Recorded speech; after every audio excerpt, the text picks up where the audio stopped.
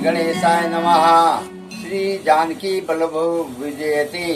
श्री रामचरितमानस प्रथम सोपान बालकांड दोहा नंबर 154। शवस विश्व कर बाहुबले निजपुर कीन प्रवेश। अर्थ धर्म कामादि सुखे सेवई समय नरेश। सियापति रामचंद्र शरणम। भूप प्रताप भानु बल पाई। कामधेन भय भूम सुहाई। सब दुख बरजित प्रजा सुखारी। धर्मशील सुंदर नर नारी। सत्यु धर्म रुचि हरिपद प्रीति। निपहित हेतु सिखबहि नित्य नीति। उर सुर संत पितर महि देवा। करई सदा निप सब कय सेवा। भूप धर्म दे वेद बखाने। सकल करई सादर सुख माने। जिन प्रति देहि विविधि विदिता दाना। सुनई शास्त्र बर वेद पुराना।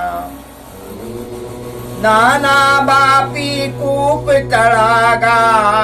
सुमन बाटिका सुंदर बागा। विप्र भवन सुर भवन सुहाए। सब तीरथ न विचित्र बनाए। जहाँ लगी कहे पुराण सुती। एक एक सब जाग। बार साहस साहस निपे। किए सहित अनुराग। सियापति रामचंद्र की जय। उमापति महादेव की जय। हृदय न कछु पल अनुसंधाना। भूप विवेकी परम सुजाना। करई जे धर्म करम मन बानी। वासुदेव अर्पित निप ज्ञानी। चढ़ी बर बारी बारे के राजा। मिगया कर सब साजी समाजा। बिंदा चले गंभीर बन गयऊ। मृग पुनीत बहु मारत भयऊ। फिरत विपिन निप दीख बराहू। जनु मन दुरहु शशीग सिगाराहू। बड़ विदु नहीं समात मुख माही। मनहु क्रोध बसे उगलियत नाही। कोल कवाल दसन छवि गाई। तनु विशाल पीवर अधिकाई। गुरगुरात है आरो पाए। चकित बिलोकत कान उठाए। नील महीधर शिखर समय। देखी विशाल बड़ाव। चपरी चलो है सटुक निपे। हाँ कि न होई निभाव। सियापति रामचंद्र शरणम। उमापति महादेव शरणम। पवन सुत हनुमान शरणम। आवत देखी अधिक रब बाजी। चलहु बराह मरुत गत भाजी। तुरत कीन निप सर संधाना। महि मिल गयऊ बिलोकत बाना। तक तक तीर महिष चलावा। करि छल सुअर शरीर बचावा। प्रगटत तुरत जाई मृग भागा। ऋषभ बस भूप चलऊ संग लागा।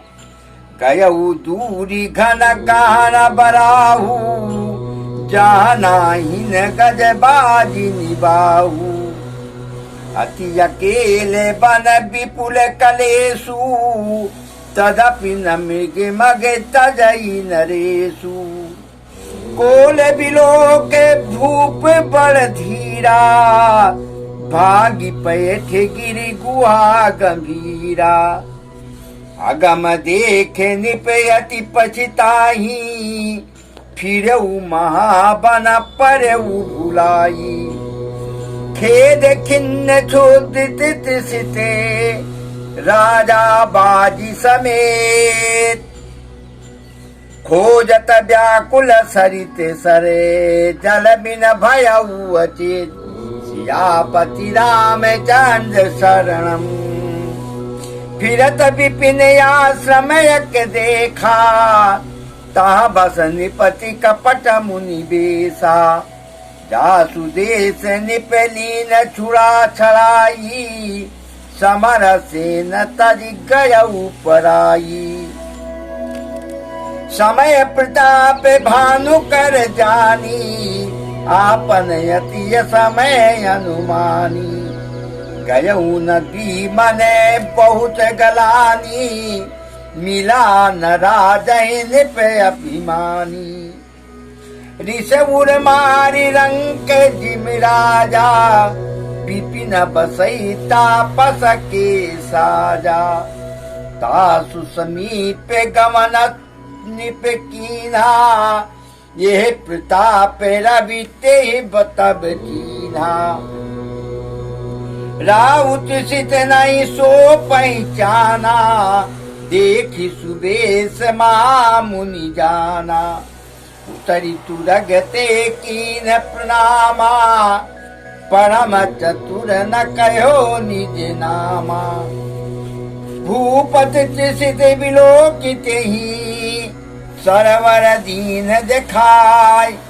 माँ जनपान समेत है, कीन निपति हर साय। सियापति रामचंद्र शरणम, उमापति महादेव शरणम। पवन सुत हनुमान शरणम। जय श्री राम। आदरणीय प्रियजन बंधु, भक्तगण, मातृशक्ति, आज का प्रसंग है राजा प्रताप भानु का। राजा प्रताप भानु चक्रवर्ती राजा हुए और सभी दिक्पालों को परास्त करने के बाद उनको उनका राज्य सौंप दिया और उनसे कर वसूला। उसके बाद अपने राज्य में रहने लग गए, अपने राज्य का कारभार संभाल रहे थे। उनके राज्य में दरिद्रता, बैर, वैमनस्यता, किसी चीज का, इन चीजों का नाम निशान तक नहीं था बंधु। भली भांत अपने राज्य को चला रहे थे।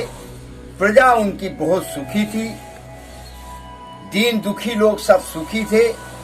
किसी प्रकार की उनके राज्य में कमी नहीं थी। राजा प्रताप भानु ने अपने नगर में, अपने राज्य में बड़े बड़े कुएं, तालाब खुदवाए हुए थे, ब्राह्मणों के घर बनवा दिए थे और पाकड़, गूलर, पीपल, बड़, इनके सबके पौधे लगाए। बड़े बड़े पौधे हुए वो, जिनसे पक्षियों को सुख मिलता था। तालाब खुदवाए थे जिनसे पशुओं को, पक्षियों को पानी पीने के लिए सुविधा रहती थी। किसी प्रकार की कोई कमी नहीं थी। सभी, उस राजा से सभी प्रजा प्रसन्न थी। कुछ दिन के बाद राजा के मन में आया, चलो शिकार खेलते हैं। राजा अपने घोड़े को लेकर शिकार करने के लिए चल पड़े। कई शिकार किया भी, कई मृग मारे। उसके बाद कुछ देर के बाद देखा तो एक सुअर था और बड़ा आकर्षित सुअर। उसका मुंह देखने पर लगता था कि जैसे चंद्रमा को ही अपने मुंह में दबाया हुआ है। उसके जो मांस वगैरह लटका हुआ, बड़ा बड़े बड़े दांत देख के राजा ने कहा इसका शिकार करना है। राजा ने अपने तरकस से बाण निकाला और धनुष पे चढ़ा दिया। वो सुअर था, चालाक सुअर और छलिया सुअर था। वो कोई राक्षस था। आगे बताएंगे, आगे के प्रसंग में उस राक्षस के बारे में भी। राजा समझ नहीं पाई। राजा ने जब तरकस से निकाला बाण और चढ़ा दिया धनुष पे, तो सुअर ने देखा तो सुअर छुप गया। अब आगे आगे भाग रहा है सुअर, कहीं छुप रहा है, कहीं पृथ्वी पर लेट रहा है, कहीं पेड़ के पीछे छुप रहा है, और राजा उसके पीछे पीछे धनुष बाण लेके उसका शिकार करने के लिए दौड़ रहे हैं। अंततः चालाक तो था ही सुअर, वो एक जाके गुफा में घुस गया। अब राजा जब गुफा के पास आए तो कुछ देर तक खड़े रहे। उसके बाद बड़ा अपनी बुद्धि पे बड़ी निराशा हुई राजा को। बोले, मैं इस बेकार में ही इस राक्षस के पीछे दौड़ता रहा। चलो, राजा घोड़े को मोड़ा और जब चलने के लिए चलने लग गए तो राजा भूल गए रास्ता उस वन में।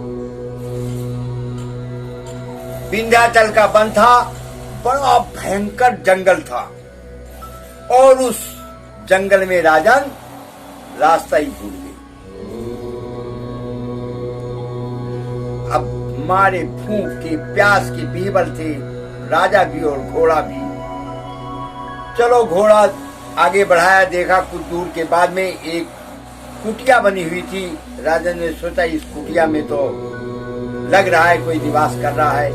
वहां पहुंचे तो देखा एक साधु वेश में एक मुनि जी बैठे हुए थे। राजन गए, प्रणाम किया, लेकिन वो साधु नहीं था, साधु वेश में था बस। वो एक कपटी राजा था। इन्हीं प्रताप भान से हारा हुआ राजा और घमंडी राजा था। जब ये हार गया तो प्रताप भान को सरेंडर नहीं किया। प्रताप भान से ये छुप के भाग गया।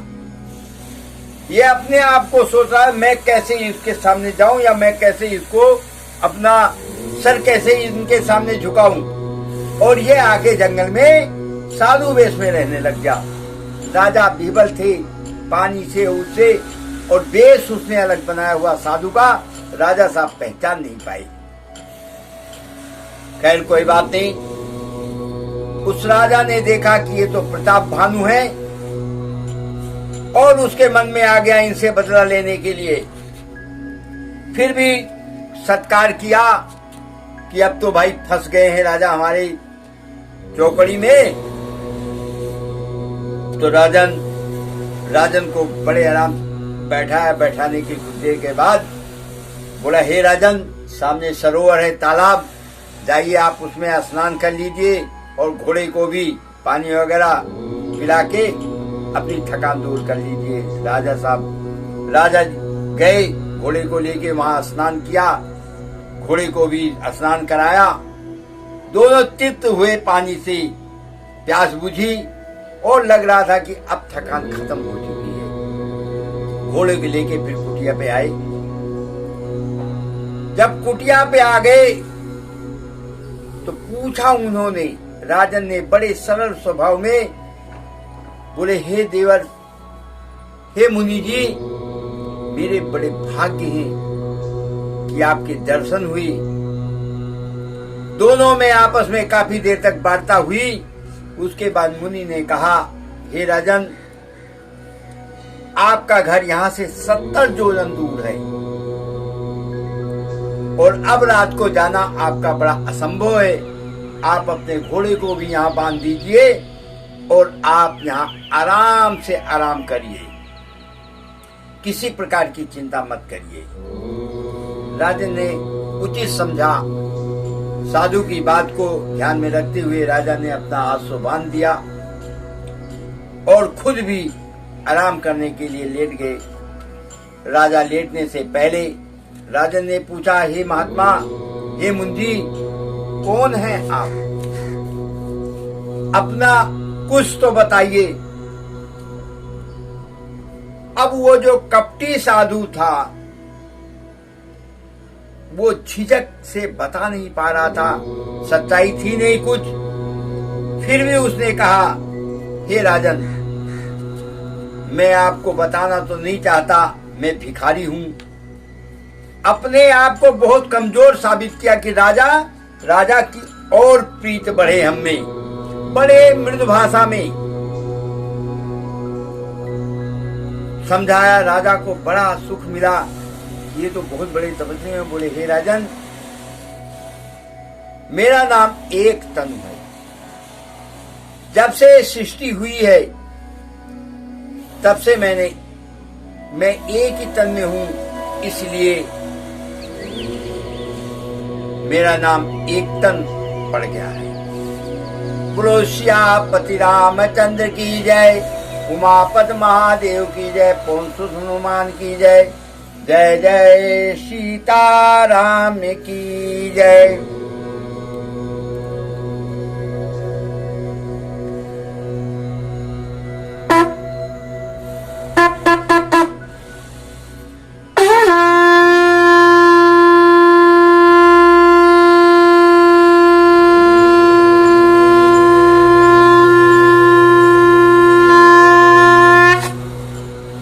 शंकर भगवान की जय।